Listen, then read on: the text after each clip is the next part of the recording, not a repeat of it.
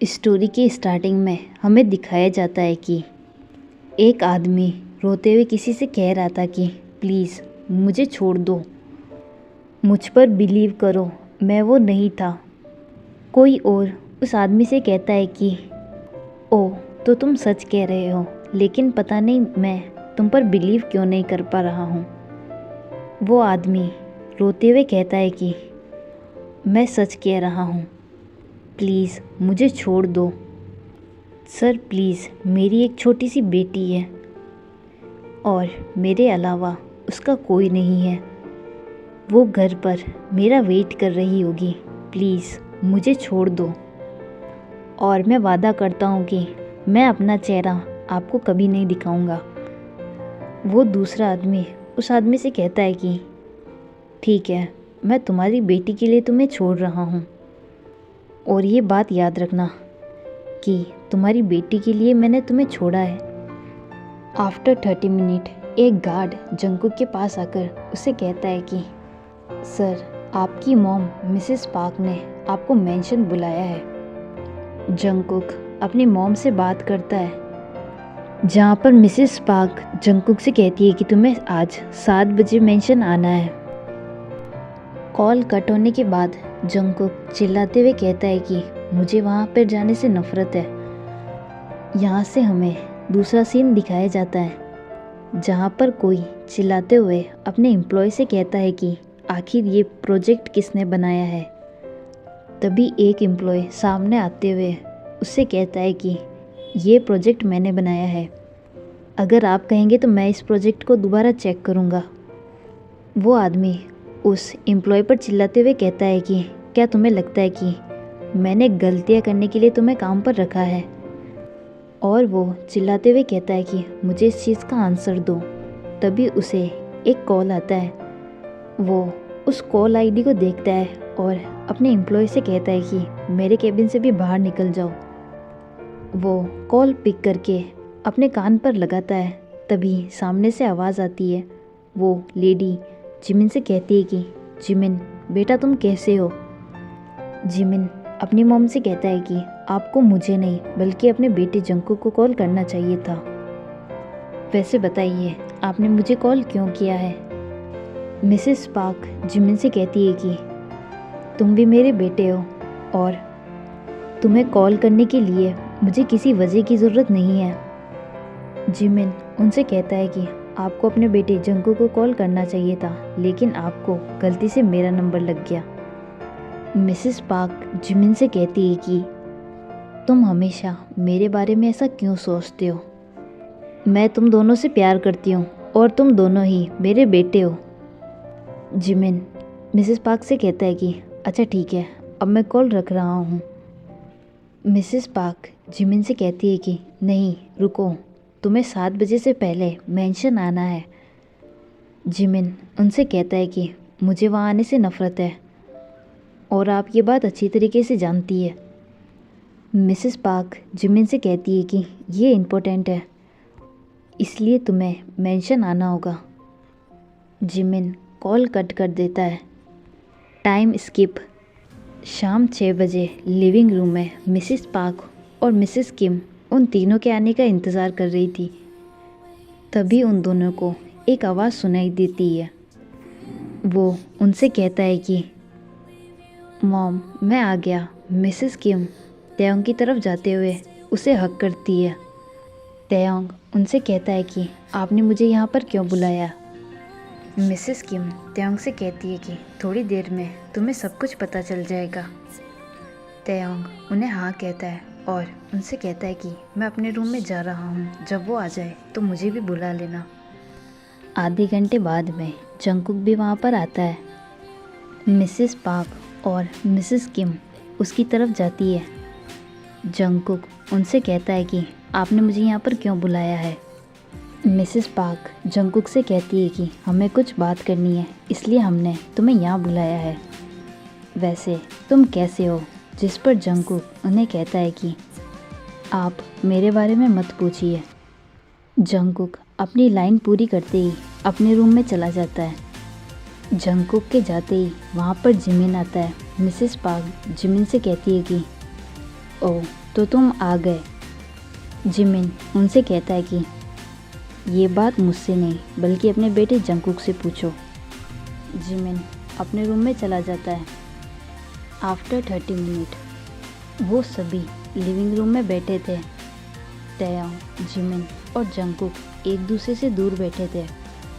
तयांग mom से कहता है कि आपने हमें यहाँ पर क्यों बुलाया है, जिस पर मिसेस किम उन सबसे कहती है कि तुम्हारे डैड की प्रॉपर्टी तुम सभी को तभी मिलेगी जब तुम तीनों एक ही लड़की से शादी करोगे। जिमिन, तयांग और जंगकुक इस बात पर पूरी तरीके से शॉक हो जाते हैं। मिसेस पार्क उनसे कहती है कि और अगर तुमने ऐसा नहीं किया तो सारी प्रॉपर्टी अनाथ आश्रम में दे दी जाएगी। जंगकुक गुस्से में कहता है कि डैड के मरने के बाद भी डैड हमें चैन से जीने नहीं दे रहे हैं। मिसेस पार्क जंगकुक से कहती है कि जंगकुक अपना मुंह संभाल कर बात करो, वो तुम्हारे डैड है। जंगकुक गुस्से में उन्हें कहता है कि उन्हें मेरा डैड मत कहो, वो सिर्फ एक लूज़र थे।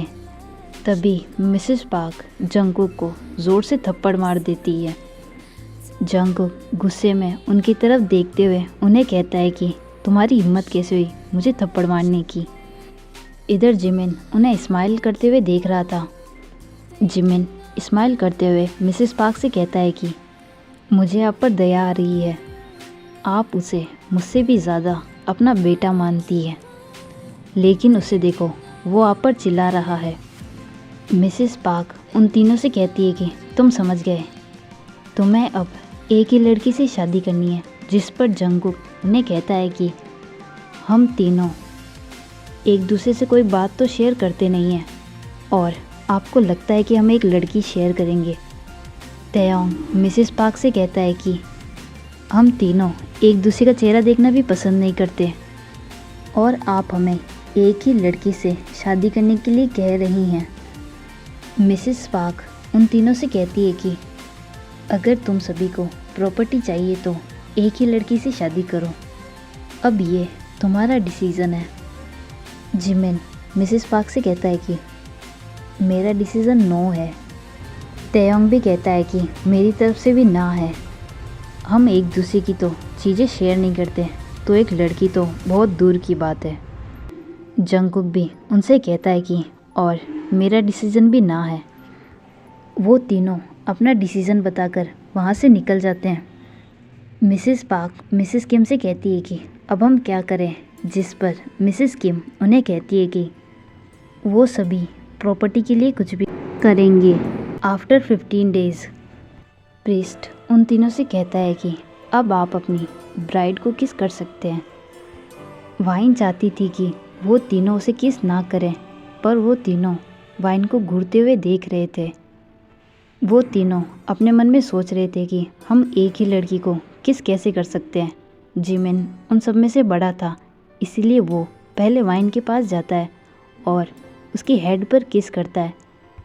तयांग वाइन के पास जाकर वाइन की चिक्स पर किस करता है। देन जंगकुक वाइन की तरफ स्माइल करते हुए आ रहा था। वो अपना फेस वाइन के फेस के पास लाता है।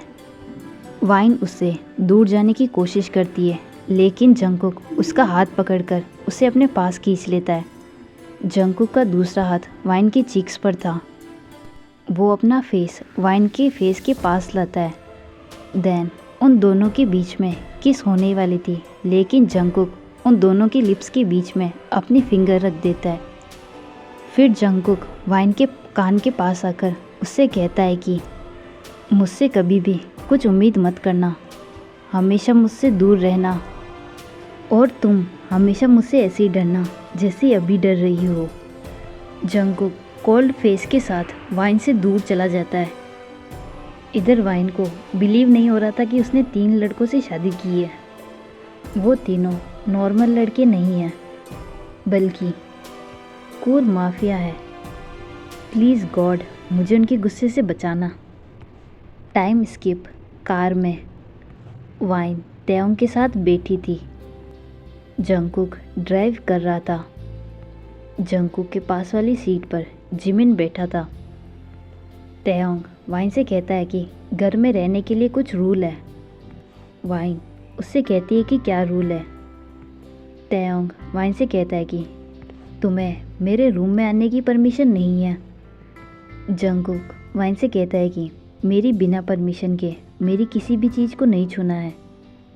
जिमिन वाइन से कहता है कि तुम्हें मेरे ऑफिस में आने की परमिशन नहीं है। तैयोंग वाइन से कहता है कि तुम मुझे टच भी नहीं कर सकती बिना मेरी परमिशन के, और हाँ, मुझसे हमेशा दूर रहना। जंगकुक वाइन से कहता है कि मेरे बिजनेस में इंटरफेयर करने की परमिशन नहीं है। तैयोंग को वाइन की तरफ से कोई आंसर नहीं मिलता, इसीलिए वो वाइन की तरफ देखता है जहाँ पर वाइन एक क्यूट फेस के साथ सो रही थी। कार में सब चुप हो गए। आफ्टर 2 आवर वाइन अभी भी सो रही थी।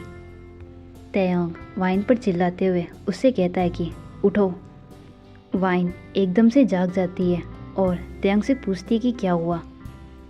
तैयोंग वाइन से कहता है कि हम घर पर आ गए।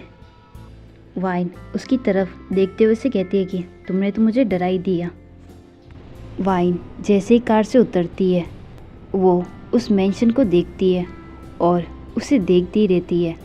उसने अपनी लाइफ में कभी भी इतना बड़ा मेंशन नहीं देखा था। तैयोंग वाइन को उसका रूम बताते हुए उससे कहता है कि अब मुझे परेशान मत करना और कुछ चाहिए तो मेड को बोलना।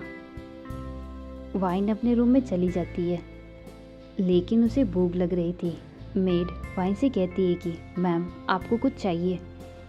वाइन उससे कहती है कि उसे भूख लगी है, जिस पर वो मेड वाइन से कहती है कि मैम आप अपनी ड्रेस चेंज कर लीजिए जब तक मैं आपके लिए कुछ बना देती हूँ। मेड वाइन को खाना सर्व करती है। वाइन उन्हें थैंक्स कहकर खाने लगती है।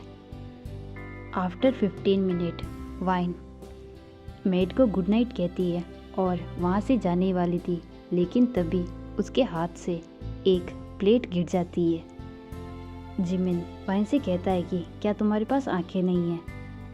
वो चिल्लाते हुए वाइन से कहता है, जिससे वाइन डर जाती है। जिमिन वाइन से कहता है कि तुमने एक प्लेट तोड़ दी। वाइन जिमिन से कहती है कि तुम चिल्ला रहे हो सिर्फ एक प्लेट के लिए।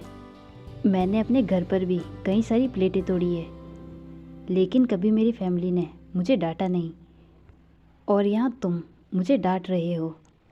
जिमिन वाइन पर चिल्लाते हुए कहता है कि ओह, तो तुम्हारा ये मतलब है कि तुम अब यहाँ पर हमेशा प्लेट्स तोड़ोगी।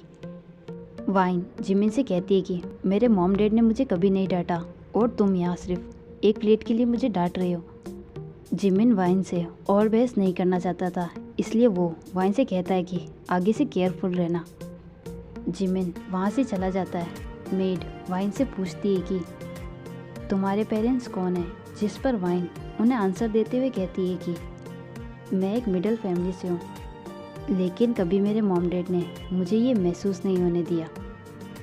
उन्होंने मुझे वो सब दिया जो भी मैंने उनसे मांगा। मेड वाइन से कहती है कि आगे से केयरफुल रहना। वाइन उन्हें गुड नाइट कहकर वहाँ से चली जाती है।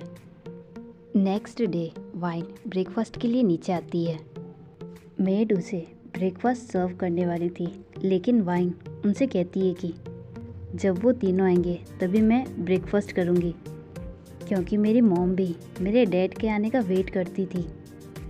आफ्टर 1 आवर जिमिन वहाँ पर आता है। वाइन उससे कहती है कि उन दोनों को भी बुला लो, जिस पर जिमिन वाइन से कहता है कि क्या मैं तुम्हें मेड दिखाई दे रहा हूँ? वाइन जिमिन से कहती है कि अपने भाइयों को बुलाने में तुम अपने आप को मेड समझते हो? जिमिन चिल्लाते हुए वाइन से कहता है कि उन्हें मेरे भाई कहने की हिम्मत मत करो। वो दोनों मेरी लाइफ का सबसे ख़राब हिस्सा है। तुम्हारे लिए ये एक छोटी सी बात हो सकती है, लेकिन मेरे लिए नहीं। जिमिन वहाँ से चला जाता है। वाइन भी भागकर अपने रूम में चली जाती है और डोर अंदर से लॉक कर लेती है।